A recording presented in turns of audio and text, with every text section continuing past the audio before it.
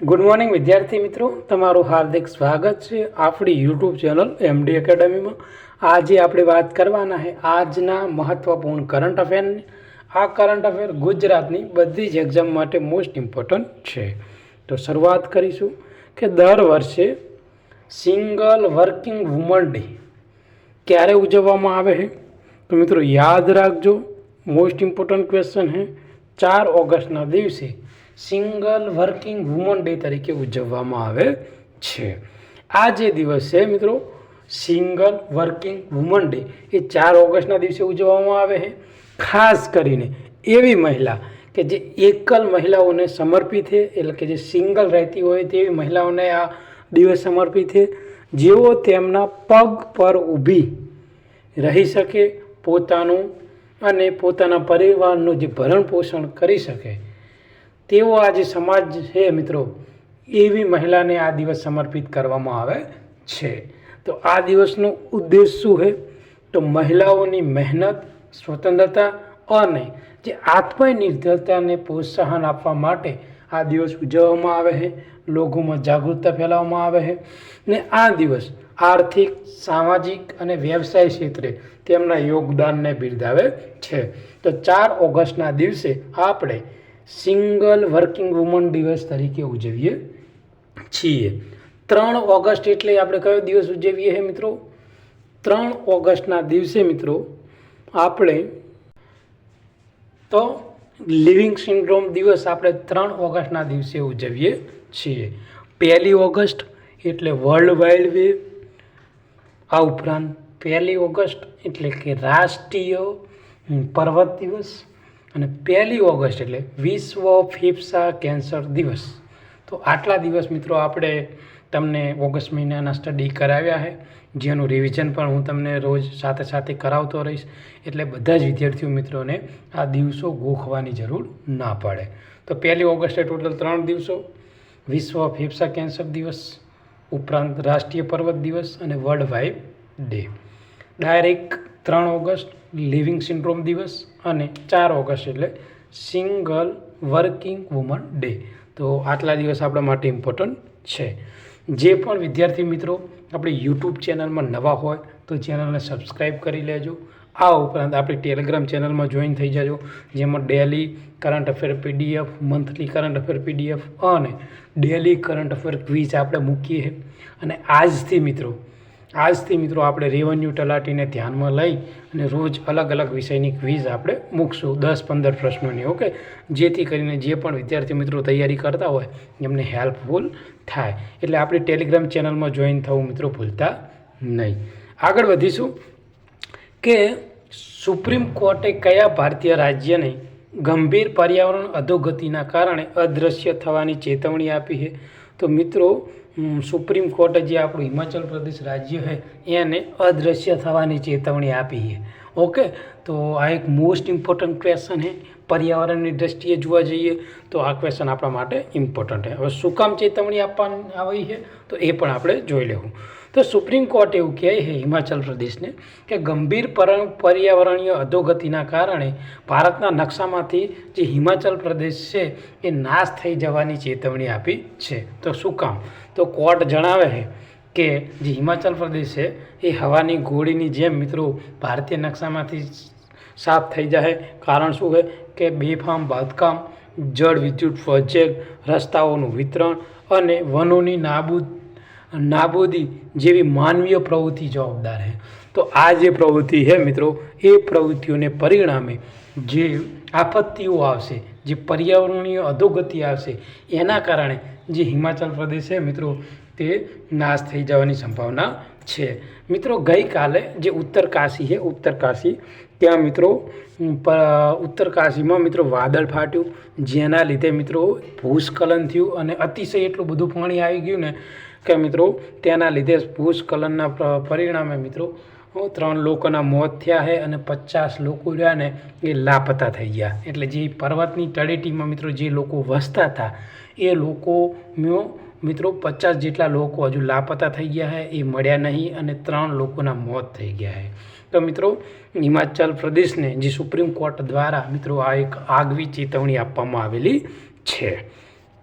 આગળ વધીશું તો કયા સંગઠને ડૉક્ટર એપીજે અબ્દુલ કલામ ટાપુ પરથી પ્રલય મિસાઇલની 2 પરીક્ષણ ફ્લાઇટ સફળતાપૂર્વક હાથ ધરી છે? તો મિત્રો ડીઆરડીઓ એટલે ડિફેન્સ એન્ડ ડીઆરડીઓ જે છે મિત્રો સંસ્થા એના દ્વારા મિત્રો જ્યાં એપીજે અબ્દુલ કલામ ટાપુ છે ત્યાં મિત્રો પ્રલય મિસાઇલનું સફળતાપૂર્વક પરીક્ષણ કરવામાં આવેલું છે. તો મિત્રો ડીઆરડીઓ એટલે defence research and development organisation જેના દ્વારા આ મહત્ત્વપૂર્ણ સફળતા હાથ ધરવામાં આવેલી છે. તો ગુજરાતીમાં કહીએ તો સંરક્ષણ સંશોધન અને વિકાસ એવં સંગઠન જે પ્રલય મિસાઇલના સતત 2 સફળ પરીક્ષણની ઉડાન કરી છે, જે અદ્યતન ટેકનોલોજી ભારતમાં વધતી જતી ક્ષમતાનું પ્રદર્શન કરે છે. પ્રલય મિસાઇલ મિત્રો પ્રલય મિસાઇલ એ ટૂંકા અંતરની સપાટીથી સપાટી, ઓકે મિત્રો, કઈ મિસાઇલ છે તો તે સપાટીથી સપાટી મિસાઇલ છે પ્રલય, જે મિત્રો 150થી લઈને 500 કિમી તેની રેન્જ છે, જે સ્વદેશી રીતે સોલિડ પ્રોપેલન્ટ ઉપયોગ કરીને તે વિકસાવવામાં આવેલી છે અને ઉચ્ચ ચોકસાઈના લક્ષ્યાંકો માટે અદ્યતન માર્ગદર્શન પ્રણાલીથી સજ્જ છે. તો પ્રલય મિસાઇલ મોસ્ટ ઇમ્પોર્ટન્ટ છે. કોના દ્વારા કરવામાં આવ્યું છે? ડીઆરડીઓ દ્વારા. બરાબર. તે કઈ પ્રકારની મિસાઇલ છે તો સપાટીથી સપાટી. કેટલું અંતર છે તો 150 કિમીથી લઈને 500 કિમીનું, અને તે સોલિડ પ્રોપેલન્ટનો ઉપયોગ કરીને મિત્રો વિકસાવવામાં આવેલી છે. તો આટલી માહિતી મોસ્ટ ઇમ્પોર્ટન્ટ છે મિત્રો, અને આ ક્વેશ્ચન પણ આવનારી એક્ઝામ માટે મોસ્ટ ઇમ્પોર્ટન્ટ છે. મિસાઇલ જે અદ્યતન બેલાસ્ટિક માર્ગ ફ્લાઇટમાં દાવપેચ અને ઓછી ઊંચાઈ પર ઉડાનને મંજૂરી આપે છે, જે અવરોધ સામે તેની ટકી રહેવાની ક્ષમતામાં વધારો કરે છે. મુખ્યત્વે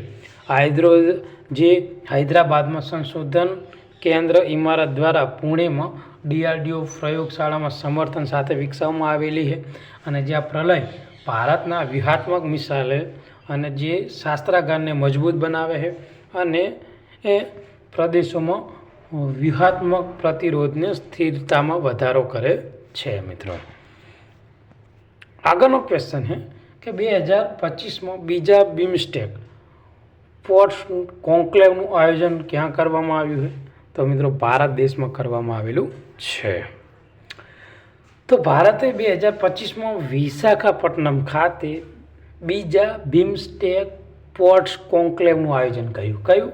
બિમસ્ટેક સ્પોર્ટ કોન્ક્લેવનું આયોજન કર્યું છે, જે મિત્રો પ્રાદેશિક દરિયાઈ જોડાણને મજબૂત બનાવવા, બંગાળની ખાડીમાં ટકાઉ વિકાસને આગળ વધારવા માટે આ એક મહત્ત્વપૂર્ણ પગલું, જે બીજા બિમસ્ટેક પોર્ટ્સ કોન્ક્લેવનું આયોજન ભારતમાં જગ્યા પૂછે તો વિશાખાપટ્ટનમમાં કરવામાં આવેલ છે. આ ઉપરાંત આ કોન્ક્લેવ વાદળી અર્થતંત્ર, નવીનતા અને જે ટકાઉ ભાગીદારી જેવા વિષયો ઉપર ભાર મૂકે છે, અને જે ભારતની મિત્રો સાગરમાલા જે પહેલ છે તેની સાથે ગાઢ રીતે સંરેખિત છે.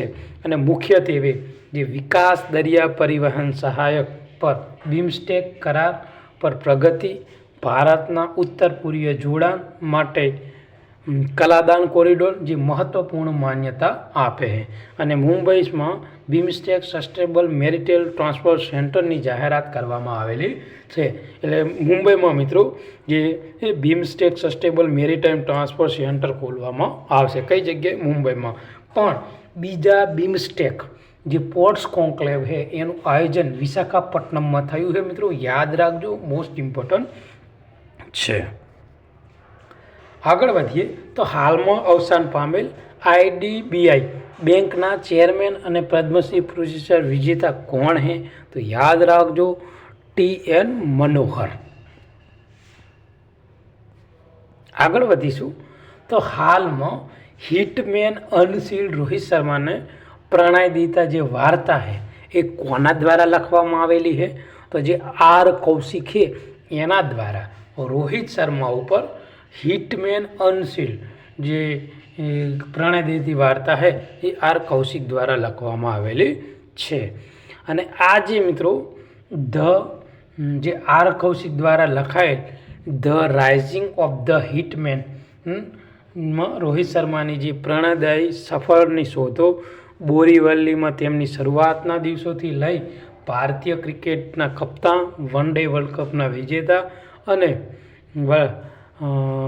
અને રમતના સૌથી સ્ટાઇલિશ બેટ્સમેનોની બધી જ બાબતો આમાં સાંકળી લેવામાં આવેલી છે. ભારતીય નૌકાદળમાં બ્રહ્મોસ મિસાઇલથી સજ્જ કયું સ્વદેશી સ્ટીલ ફ્રિગેટ સામેલ કરવામાં આવેલું છે? તો INS હિમગીરી. આ ક્વેશ્ચન મિત્રો મોસ્ટ ઇમ્પોર્ટન્ટ છે. તો 31 જુલાઈ 2025ના રોજ ભારતીય નૌકાદળે કોલકાતાના ગાર્ડન રીચ શિપબિલ્ડ એન્ડ એન્જિનિયરિંગ દ્વારા પ્રોજેક્ટ 17A હેઠળ, કયા પ્રોજેક્ટ હેઠળ? 17A હેઠળ સ્વદેશી રીતે બનાવવામાં આવેલ નીલગિરી ક્લાસ સ્ટીલ ફ્રિગેટ INS હિમગીરીનો સમાવેશ કર્યો છે. અને આ જે બ્રહ્મોસ ક્રૂઝ મિસાઇલ એ LRSAM એટલે કે સિસ્ટમ એન્ટી સબમરીન ટોર્પિડો અને શક્તિશાળી મધ્યમ અંતરની જે નૌકાદળ બંદૂકથી સજ્જ છે મિત્રો. જે આ આપણે INS હિમગીરીની વાત કરીએ. ઓકે. અને જે INS હિમગીરી છે એ લેન્ડર ક્લાસ તેના નામના વારસાને પુનર્જીવિત કરે છે અને આત્મનિર્ભર ભારત પહેલ હેઠળ સંરક્ષણ અને સ્વનિર્ભરતા પ્રત્યે ભારતની પ્રતિબદ્ધતાને મૂર્તિમંત કરે છે. અને તેની જે સંચાલિત પ્રોપેલન્સ અને મેનેજમેન્ટ સિસ્ટમ જે નેવિગેશન, લડાઈ અને કામગીરી પર સીમલેસ નિયંત્રણ સક્ષમ બનાવે છે મિત્રો. આગળ વધીશું તો હાલમાં સરકારે એટલે ટ્રક ડ્રાઈવરો માટે અપના ઘર આરામ કરવાની સુવિધાઓ કયા મંત્રાલય દ્વારા શરૂઆત કરવામાં આવી છે? તો પેટ્રોલિયમ અને જે કુદરતી ગેસ મંત્રાલય છે એના દ્વારા જે ટ્રકના ડ્રાઈવરો છે એના માટે આરામ કરવા માટે અપના ઘર એક સુવિધા મિત્રો શરૂ કરવામાં આવેલી છે.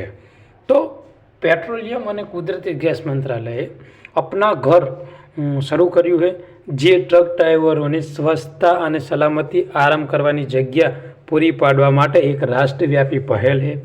જુલાઈ 2025 સુધીમાં હાઈવે પર 4711 પથારી, 308 એકમો સ્થાપિત કરવામાં આવ્યા છે, જેમાં સ્નાનાલય ગૃહો, ધાબાઓ, સ્વચ્છ શૌચાલયો, સ્નાનાલય ગૃહ, રસોઈની સુવિધા વગેરે જેવી બાબતો ઉપલબ્ધ કરવામાં આવશે. આગળનો ક્વેશ્ચન છે કે PM નરેન્દ્ર મોદીના પરીક્ષા પે ચર્ચાએ 3.53 કરોડ રજિસ્ટ્રેશન સાથે ગ્રીનિસ વર્લ્ડ રેકોર્ડ બનાવ્યો છે. તે હાલમાં કેટલામી આવૃત્તિ હતી? કોની? તો કે પરીક્ષા પે ચર્ચાની કેટલામી આવૃત્તિ હતી? તો હાલમાં મિત્રો 8મી આવૃત્તિ હતી. અને આ જે પરીક્ષા પે ચર્ચા છે એની શરૂઆત 2018માં કરવામાં આવેલી હતી.